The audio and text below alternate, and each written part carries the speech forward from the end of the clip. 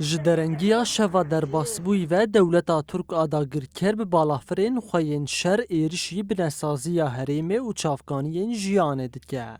Ji dêrika Hemkoyê heta bi gundewarên min bi cûşehbayê ve dagirkeriyê stasyonên petrol, elektrîk û avê dane berpêla êrişên xwe yên bêserûber. Li hemberî êrişan welatiyên herêmê dadkevin qadan û slogana berxwedan jiyane berz dikin. Şîniyên bajarê Qamişlo diyar dikin ku armanca dewleta Türk birçîkirina gelê herêmê ye.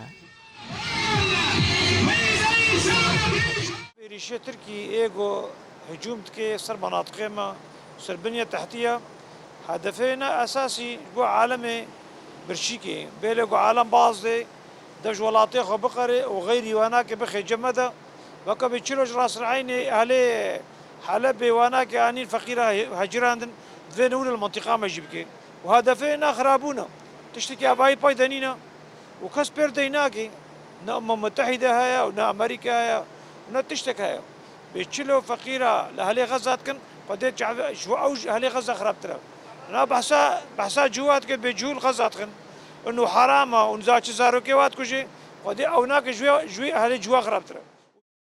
هەروەها شینiyên Qamişlo danzanîn ku êrişên Tirkiyê bandoreke neyînî li qadên jiyanê dike.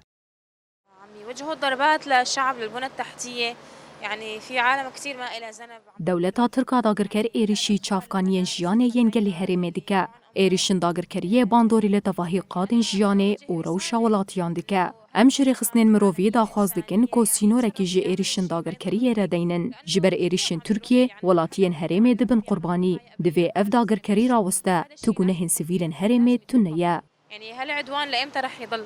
العالم اللي عم تموت إيش ذنبه؟